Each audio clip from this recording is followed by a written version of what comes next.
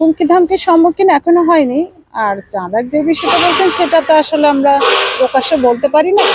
এটার বাইরে আমরা কেউ না। আয়ের সাথে ব্যয়ের যে একটা সঙ্গতি সেটা আমি মিলাতে পারি না। এমনও দিন যায় যে আমার হাত শূন্য ফিরতে হয়।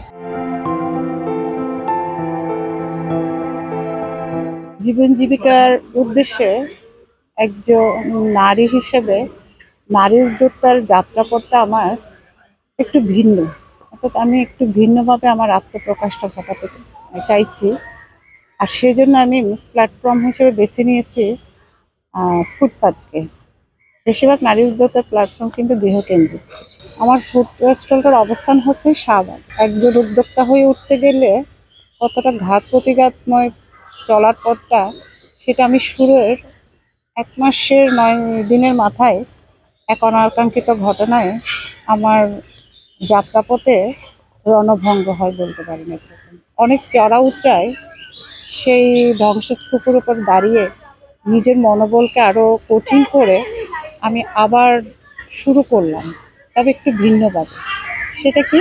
সেটা হচ্ছে আমি আবার কিছু আদিবাসী পণ্য নিয়ে নতুন যাত্রা শুরু হলো। সে সাথে কিছু লোকাল মার্কেটের প্রোডাক্টও যুক্ত হয়েছে। অদূর ভবিষ্যতে আমার নিজের কিছু হস্তশিল্প সংযুক্ত করব। এভাবেই চলছে আমার পথ। এই যে ফুটপাতে কাজ করছেন, আপনার কোনো ধরনের সমস্যা হয় না? অনেক রকম অসুবিধা হয়। আমার জিনিসপত্র তৈরি করে নিয়ে আসা, সেগুলো প্রেজেন্ট করা একটু আমার জন্য কঠিনই হয়। তারপরেও কঠিন ভাবলে তো হবে না, জীবন তো চলতে হবে। আমার মনে হয় খুব কম সংখ্যক নারী ফুটপাতে ফুড স্টল নিয়ে লড়াইটা করছেন, অর্থাৎ নিজেকে সফল উদ্যোক্তার দিকে প্রসারিত করছেন। তো অদূর ভবিষ্যৎ কি বলবে সেটা তো আমরা তো কেউ বলতে পারি না, সে ভবিষ্যৎ বলে দিবে। তবে পরিকল্পনা আছে স্বনির্ভর হওয়ার। হুমকি ধামকির সম্মুখীন এখনো হয়নি। আর চাঁদার যে বিষয়টা বলছেন সেটা তো আসলে আমরা প্রকাশ্যে বলতে পারি না। এটার বাইরে আমরা কেউ না। ফুটপাত চাঁদা মুক্ত এটা বলা যাবে না। তো যখন দেখি যে আমার একটু আয়টা ভালো হচ্ছে দৈনিক, তখন আমি দেই। আর কোনোদিন যদি না সম্ভব না হয়, সেক্ষেত্রে আমি বলি যে আজকে আমার পক্ষে সম্ভব না, আমাকে মাফ করুন। এটা আসলে কারা নেই আমি বলতে পারবো না, তবে নির্দিষ্ট একজন লোক এসে নিয়ে যান। এইটা দিয়ে আয় কেমন হচ্ছে, সংসার চলছে কেমন? এখন আমার পোশাক নিয়ে কাজ করছি। সেটাতে যদি বলি আমার দৈনিক আয়, সেটা একদম সীমিত।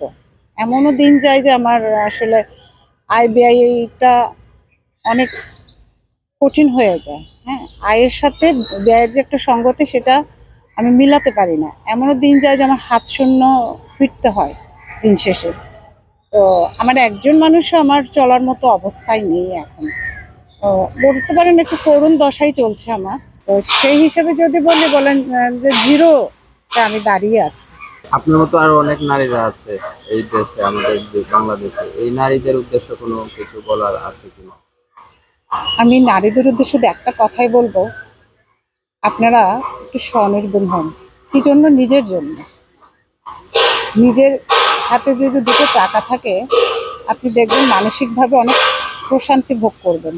আর একটা যদি আপনার হাতে শূন্য থাকলে, আপনি অন্যের গলগ্রহ হয়ে আপনাকে অপেক্ষা করতে হয় কার কাছে আপনি 10টা টাকা পাবেন। সেই জায়গা থেকে আপনার বেরিয়ে আসতে হবে। মাঝে মাঝে দেখবেন মিডিয়াতে কিছু কিছু নারী চার ফ্লাক্সে করে চা বিক্রি করছে। সে কিন্তু সম্ভ্রান্ত ফ্যামিলির মানুষ। প্রত্যেকের জীবনে তো দুর্যোগ থাকে। হয়তো কোনো এক আমার মতো অনাকাঙ্ক্ষিত ঘটনায় উনিও পড়ে গিয়েছিলেন।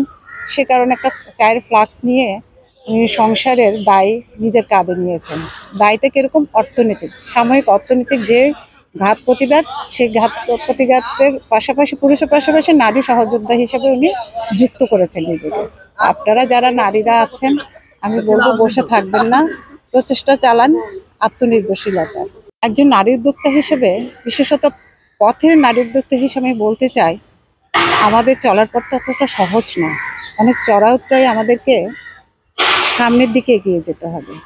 সেই জন্য আমি মাননীয় দেশের নেত্রী শেখ হাসিনার প্রতি বিশেষ অনুরোধ করব, আমরা যারা পথে নারী উদ্যোক্তা রয়েছি তাদের প্রতি বিশেষ দৃষ্টিপাত করার জন্য, অর্থাৎ তাদের প্রতি সহমর্মিতার হাতটা যেন উনি বাড়িয়ে দেন।